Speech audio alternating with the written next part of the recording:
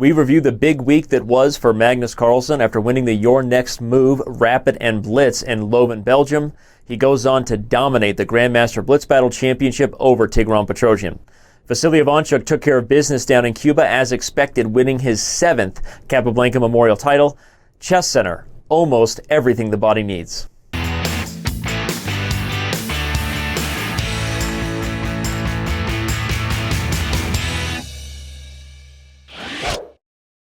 Marcia. Well, this week it was Magnus. And here to tell us all about his dominant performances is Peter Dockers.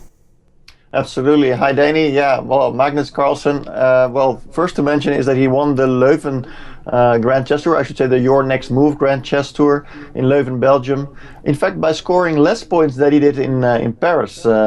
He finished on 23 compared to 24.5 he scored in Paris, where Nakamura finished first with 25.5. But yeah, in this case, there was not a single player who played a really good tournament, and that's why Magnus won with 3 rounds to spare nonetheless. He wasn't that satisfied with his play, though. It wasn't overall very good, and let's hear from the world champion himself about his tournament. Well, actually, both days of Blitz started with some pretty nervy games against Leuven, and then I felt like today I got going a bit, and then after the break, the level of my play dropped pretty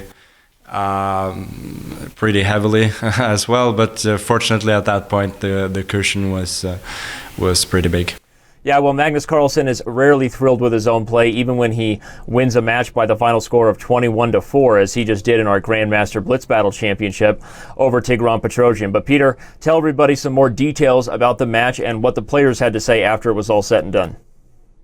Yeah, well, of course, everyone expected Magnus to win this match. But still, Petrosian is the number 22 in the Blitz ratings at the moment, so not a bad player himself. But the 5+2 segment was won 6-2 by Magnus. Then 3 minutes plus 2 seconds increment won 7-1 by Magnus. And then the bullet, a bit of a different kind of chess, of course, but also very big score, 8-1 for Magnus. So yeah, total 21 for Magnus, 4 to Petrosian, an amazing score for the world champion, and a bit too much maybe if you look at the games.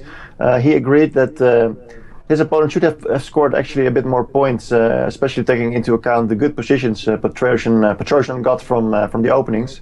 But yeah, as Magnus said, he's not easy to beat. That's what he said afterward. And another interesting quote from him was that he said, definitely the tournaments in Leuven and Paris were helpful to play this online match, because the hustling went better. Well, it must have done something good, because he was in rare form in that match, and yeah, I would agree with both of them that the play was definitely closer than the final score would indicate, but still an incredibly dominant performance, one that sends a message to the rest of the players who remain in the Grandmaster Blitz Battle Championship. Peter, thanks for joining us, and we look for more next time. My pleasure.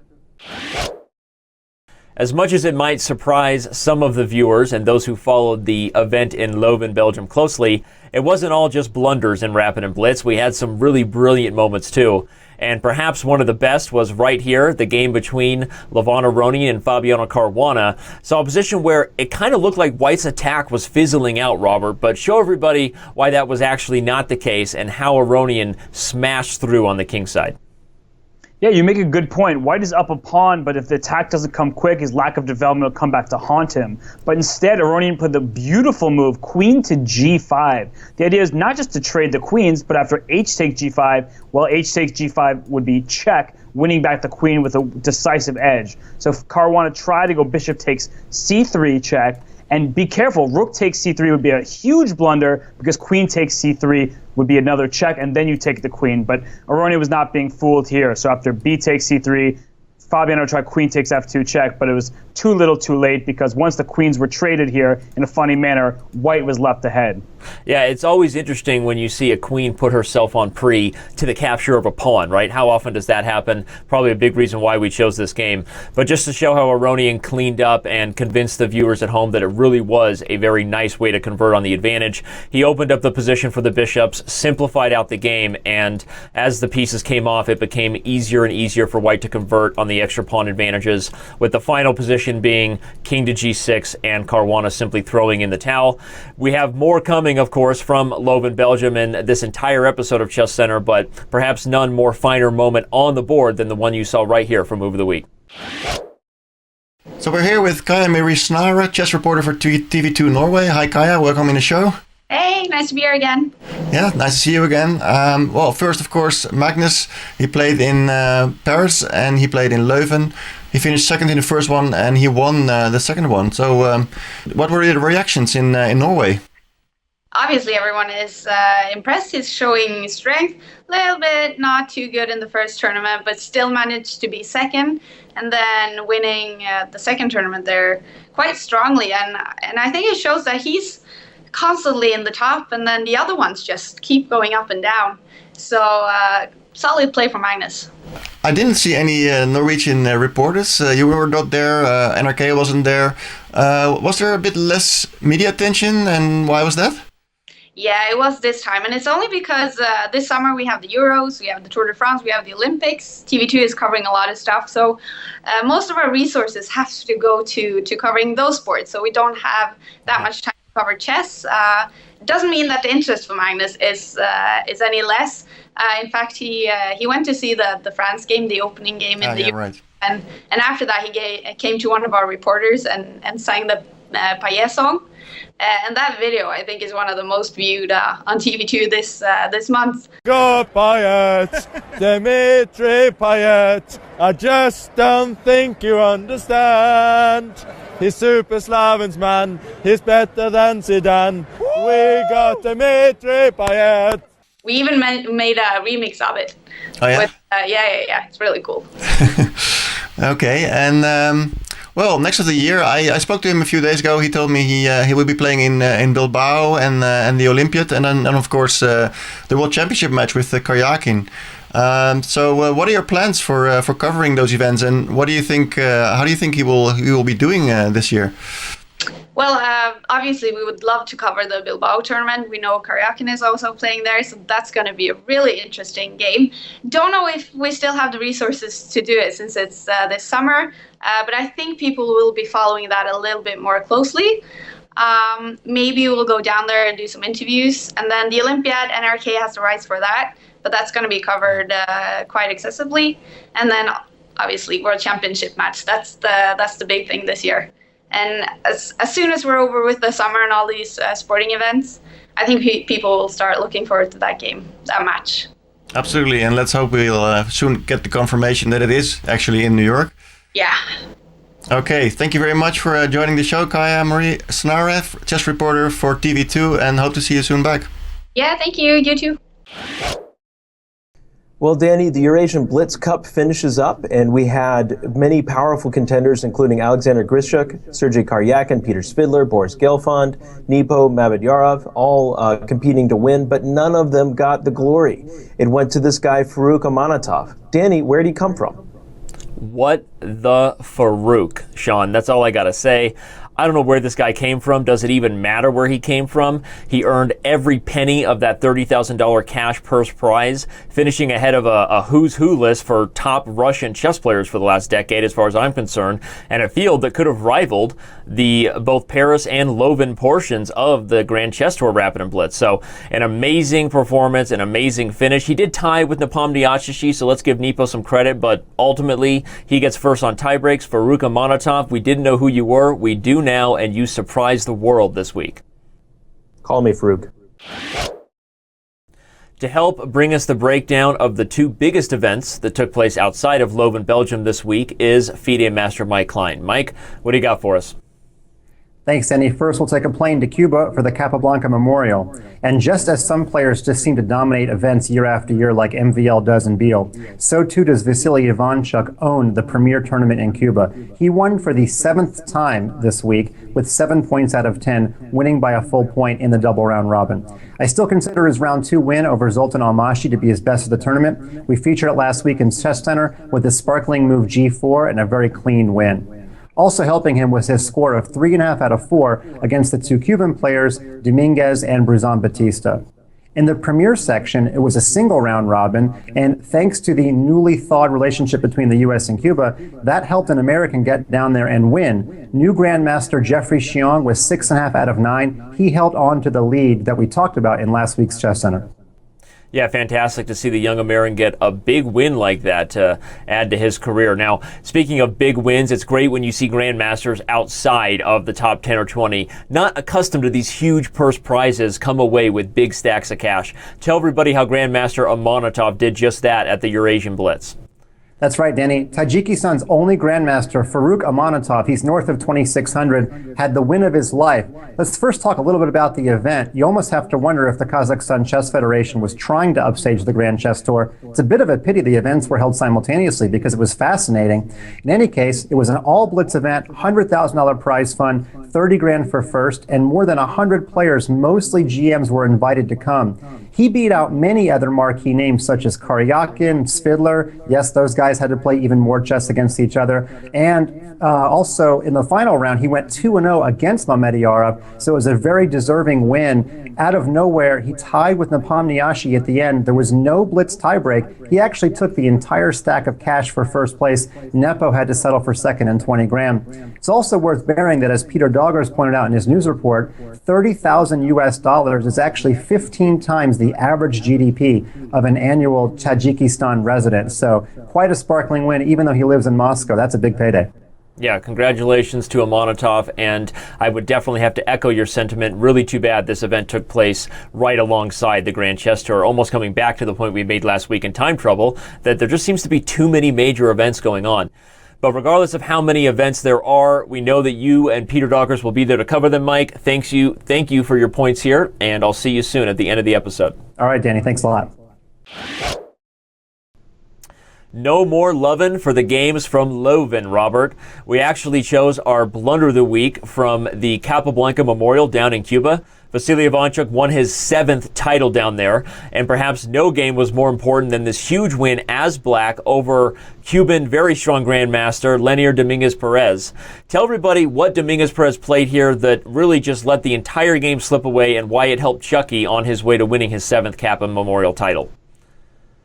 Well, in this edition of the Cuban blunder crisis, White went pawn to b3 here. But this is a huge mistake. An endgame is often quality of pieces over quantity of pieces. So b3 allowed the move a5, and the problem is White can never take on c4 because that passed a pawn runs too quickly. White doubled down with the blunders with pawn to c3, allowing queen to d2, trading queens at once, and after the ladies are parted with, the a pawn runs free. An easy win for black. Yeah, it's really amazing to see how quickly that very equal ending fell off the tracks for White. Let's repeat this thing, right, and show everybody the SportsCenter instant replay. The point again, as you highlighted, is that b3 can do nothing to help White's chances here, as all it does is give extra chances for this pawn to become a passer. And after queen d2, there really were no other options in the trade, because taking c4 with the queen would allow queen takes d1 with check. So as the queens came off, the king was just too far away, and really Dominguez Perez just threw in the towel right here, realized the error of his ways, and let Chucky take the big win home. And for it, Dominguez Perez gets our blunder of the week.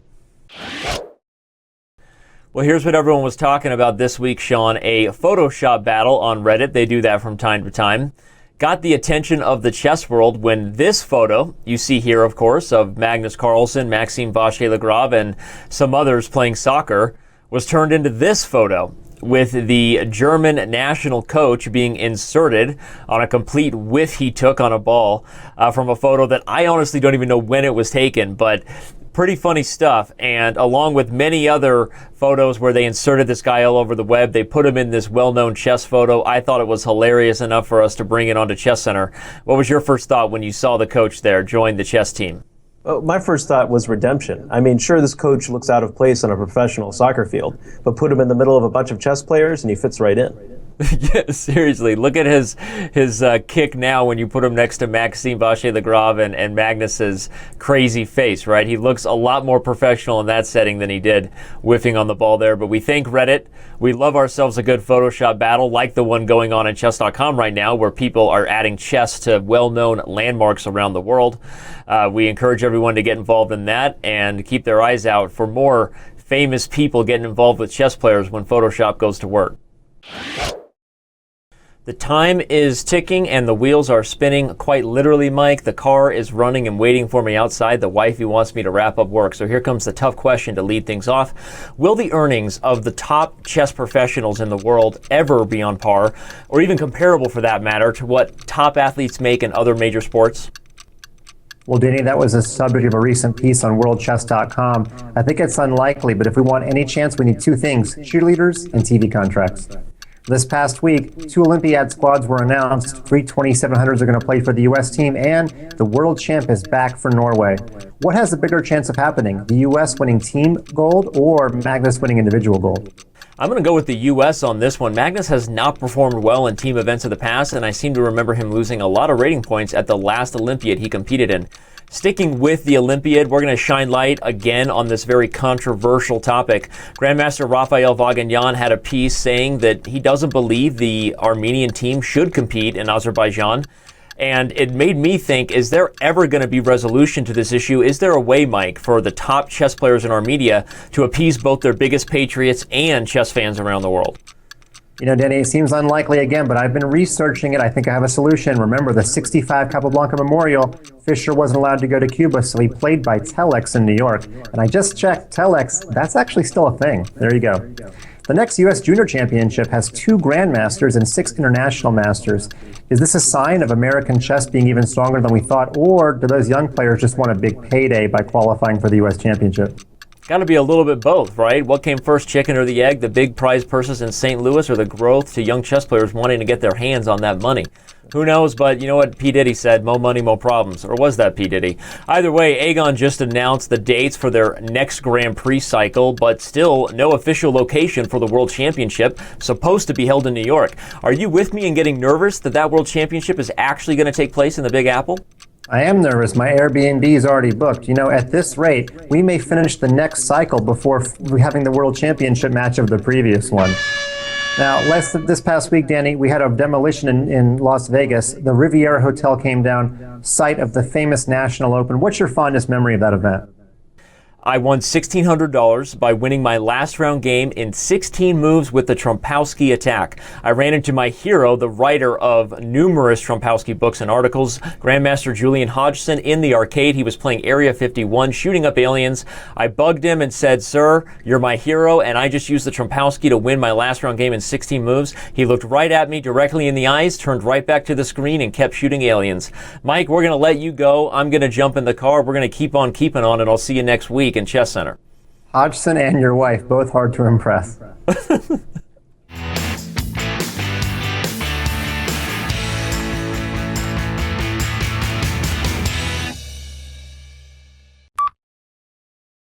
Yeah, absolutely. Danny, hi. No, let's start over. Yeah, so we could make some joke like, the road to Dushanbe leads to a Monotov, a little spies like us for you. We go down to Cuba to kick things off, Mike, and we learn. What am I doing? I'm saying all the things you should be saying. My bad. The latter years of the Obama administration have resulted in a complicated and actually it seemed that was stupid. What was I? How am I? Well, in this edition of the Cuban blunder crisis, Lenier Dominguez at 2700.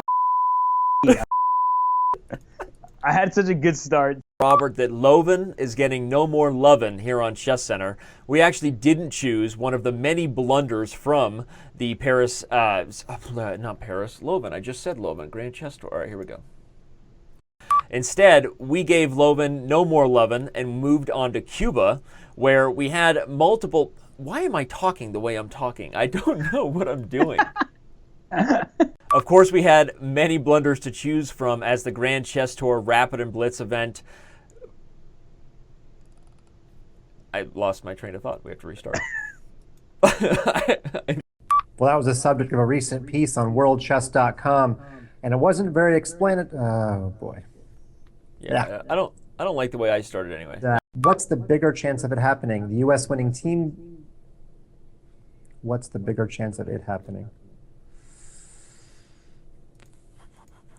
I love how you beat yourself up after you screw up. What's the bigger chance of happening? The U.S. winning team medal? I'm going to hit you with question number one that may not be, I don't like what I'm starting. Dooba-dooba. That's my answer to number one. Cheerleaders and TV contracts? Yeah.